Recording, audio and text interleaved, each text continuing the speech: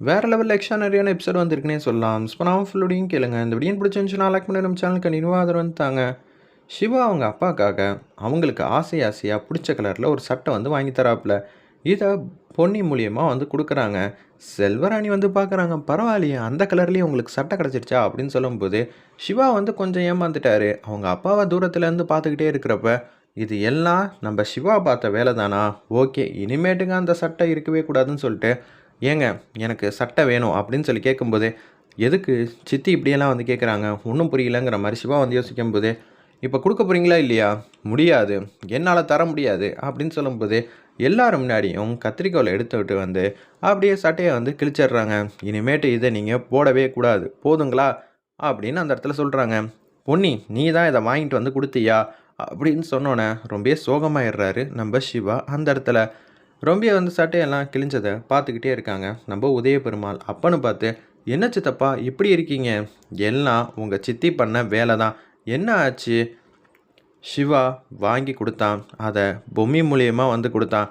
அதுக்கப்புறமேட்டுக்கு இது எப்படியோ தெரிஞ்சிருச்சு செல்வராணிக்கு, அவ ஆட்டம் ஆடிட்டா, எல்லாரும் முன்னாடியும் இப்படி அநியாயம் பண்ணிட்டா சித்திங்கிற மாதிரி கத்துறாங்க. அந்த இடத்துல சிவா இங்கே வா அப்படின்னு சொன்னோன்னே, என்ன வேணும் இந்திராணி, ஏன் சித்தப்பா இது மாதிரி ஒரு நிலைமையில் வந்து நிற்கிறதுக்கு காரணமாக இருக்கீங்க, ஏன் சித்தி கொஞ்சம் பொறுமையாக இருக்கலாம்ல. பொறுமையாக யாருக்கு என்ன கொடுக்கணுமோ அதுதான் கொடுக்க முடியும். இவன் அப்படி என்ன சொல்லிக்கிட்டு இருக்கான்னு உனக்கு தான் நல்லா தெரியுமே இந்திரா. அப்படி இருக்கும்போது இவன் யார் முதல்ல என் வீட்டுக்காரனுக்கு சட்டை வாங்கி கொடுக்கறதுக்கு. சித்தி அதுக்குன்னு இப்படி தான் அநியாயம் பண்ணுவீங்களா, மற்றவங்க மனசை வந்து புரிஞ்சிக்கவே மாட்டிங்களா.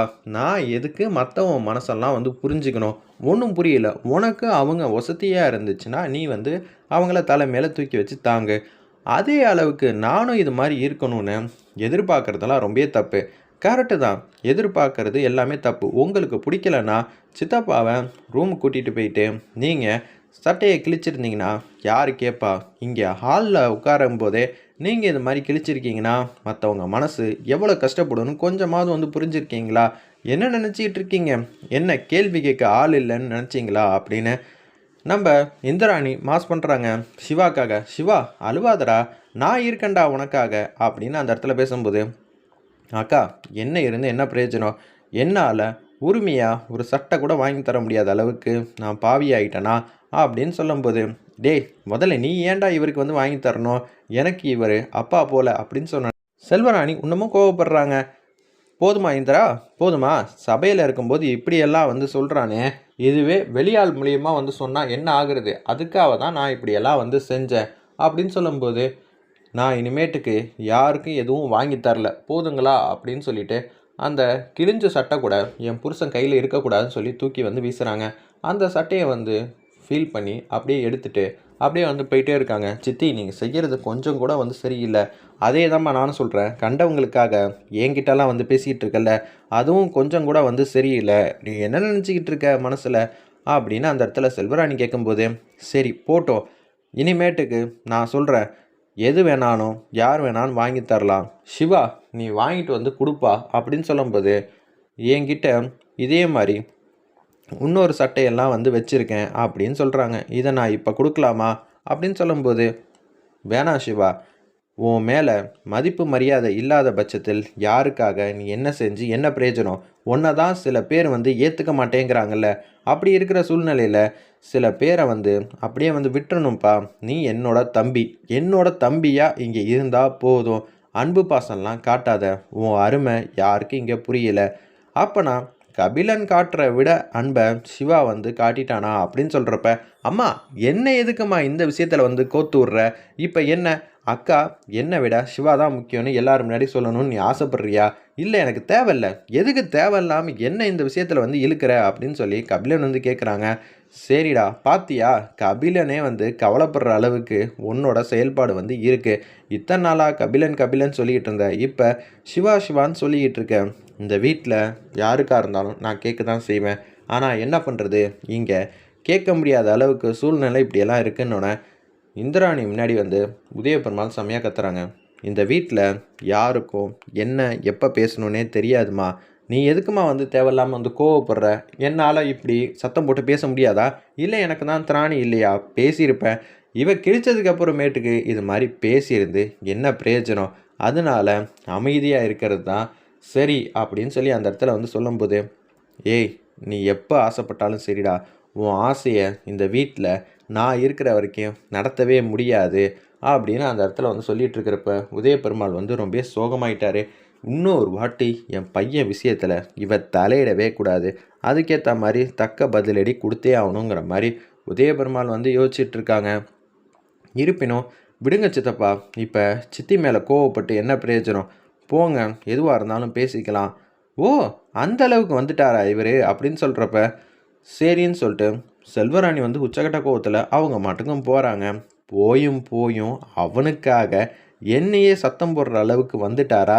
இது இப்படியே போச்சுன்னா சரிப்பட்டு வராதுன்னு உதயபெருமாள் கோவத்தை வந்து எதிர்பார்க்காம இவங்க பழையபடின்னு நினச்சிக்கிட்டு சோகமாக வந்து உட்கார்ற மாதிரி சீன் கிரியேட் பண்ணிக்கிட்டு இருக்காங்க. அந்த இடத்துல அப்பன்னு பார்த்து சிவாவை கூட்டிகிட்டு ஐலி வந்து போகிறாங்க. ஃபீல் பண்ணுறாங்க நம்ம சிவா. பாத்தியா ஐலி, என்னால் உரிமையாக எதுவுமே செய்ய முடியாமல் இருக்குது, என் மனசுக்கு ரொம்ப கவலையாக இருக்குன்னு சொன்னோன்னே பொன்னி வராங்க. அந்த இடத்துல அண்ணா என் மேலே தானா தப்பு, நான் தான் வந்து எதிர்பார்க்காத நேரத்தில் இப்படியெல்லாம் வந்து பண்ணிட்டேன், கொஞ்சம் லேட்டாக வந்து கொடுத்துருக்கணும் அப்படின்னு பொன்னி வந்து மன்னிப்பு கேட்குறாங்க. அதெல்லாம் ஒன்றும் இல்லைம்மா, நான் அந்த இடத்துலையே நின்றுக்கிட்டே ஆர்வமாக வந்து பார்த்துக்கிட்டு இருந்தேன்ல, அதுதான் அம்மா வந்து பார்த்துட்டு கடைசியில் இப்படியெல்லாம் வந்து பண்ணிட்டாங்க, அதனால தான் எனக்கும் கஷ்டமாக இருக்குது. இந்த பேச்சு பேசுகிறாங்க, அவங்கள போய் சித்தி அம்மானு உரிமையாக வந்து சொந்தம் கொண்டாடிக்கிட்டு இருக்கீங்க, ஆனால் பதிலுக்கு அவங்க எதுவுமே வந்து பண்ண மாட்டேங்கிறாங்களே, ஒரு சின்ன விஷயம் கூட உங்களுக்கு தர மாட்டேங்கிறாங்களே. நீங்கள் எப்படின்னா எல்லாரும் வேணும்னு நினைக்கிறீங்க, இந்த மாதிரி சூழ்நிலையில் கூட சில பேர் புரிஞ்சிக்காம ஆச்சா போச்சான்னு கத்துவாங்க. அதில் ஒரு ஆள் தான் சித்தி. அவங்களும் என்னோட அன்பை ஒரு நாள் இல்லை ஒரு நாள் புரிஞ்சுப்பாங்க, அது வரைக்கும் நான் காத்துக்கிட்டு இருக்கேன் அப்படின்னு யோசிச்சுட்டு இருக்காங்க. ஒரு பக்கம் இந்திராணி வந்து ரொம்ப சோகமாக வந்திருக்காங்க. சிவாவை எல்லாரும் முன்னாடியும் தர்ம சங்கடமாக ஆக்கிட்டாங்களே. சித்தப்பா ஒரு வார்த்தை சொல்லியிருந்தா இந்த அளவுக்கு எல்லாம் வருமா? வந்திருக்க வாய்ப்பே இல்லை. ஏன் தான் சித்தப்பா மௌனமாக இருக்காருன்னு எனக்கு சுத்தமாக வந்து புரியவே இல்லைங்கிற மாதிரி திங்க் பண்ணிக்கிட்டு இருக்காங்க. அந்த இடத்துல அப்பன்னு பார்த்து அதிரடியாக வந்து நம்ம இந்திராணி வந்து யோசிக்கிறாங்க. சரி, இந்த வீட்டில் பேச வேண்டியதெல்லாம் வந்து பேசினாலும் பிரயோஜனம் இல்லை, சிவாட்ட வந்து ஆறுதலாக வந்து பேசுவோன்னு சொல்லிட்டு, சிவா என்ன சிவா இன்னமும் சோகமாவா இருப்ப, விடுப்பா அப்படின்னு சொல்லி பேசும்போது, அதெல்லாம் ஒன்றும் இல்லைக்கா, என்னோட கஷ்டம் என்னோடையே வந்து போட்டோம், பொன்னி தான் வந்து ரொம்ப வந்து கவலைப்பட்டுட்டு இருந்தா அப்படின்னு சொல்கிறப்ப பொன்னி வராங்க. வந்துட்டு அண்ணா இன்னுமான கவலையாக இருக்கீங்க, பரவாயில்லண்ணா நீங்கள் மாட்டுக்கு உட்காருங்க, நிம்மதியாக இருங்கண்ணா, தேவையில்லாமல் எதையும் யோசிச்சுட்டு மனசை ரொம்ப கஷ்டப்படுத்தாதீங்க, அது யாருக்குமே வந்து நல்லதுக்கு இல்லை. பாத்தியாடா பொன்னி கூட இந்த வயசில் எவ்வளோ தெளிவாக இருக்கா, அப்படி இருக்கும்போது ஏன்டா சின்ன பிள்ளைத்தனமாக வந்து பண்ணிக்கிட்டு இருக்க? அக்கா, என்னோட சூழ்நிலை எல்லாமே உங்களுக்கு தெரியும், நான் சின்ன வயசுலேருந்து எப்படி வளர்ந்தேன்னு, நான் எந்த மாதிரி விஷயம் என் வாழ்க்கையில் நடந்தாலும் கவலைப்பட மாட்டேன். ஆனால் பாசங்கிற ஒரு விஷயத்த வந்து எல்லாரும் வேசன்னு சொன்னாலும் எனக்கு கிடைக்கிற பாசத்தை தட்டி பறிக்கிற மாதிரி யார் செஞ்சாலும் என்னால் தாங்க முடியாதுக்கா. ஏன்னா என்னோட சூழ்நிலை அது மாதிரி. நான் 4 ரூம்குள்ளே யாருமே இல்லாமல் எங்கள் அம்மா கிட்ட மட்டும் நான் பேசிக்கிட்டே வந்து இருப்பேன். அது ஒன்று தான் எனக்கு ஆறுதல். இப்போ இத்தனை பேர் இருந்தும் எனக்கு சந்தோஷமாக இருக்குது. ஆனால் எல்லாருமே முக்கால்வாசி பேர் என்ன வெறுப்பாக பார்க்குறது மனசுக்கு கவலையாக இருக்குல்ல. அதுவும் கிடைக்கிற பாசத்தை தட்டி பறிச்சா என்ன பண்ணுறது? சரிடா சிவா, நான் தான் இருக்கேன்ல பார்த்துக்கிறேன்னு சொல்கிறாங்க.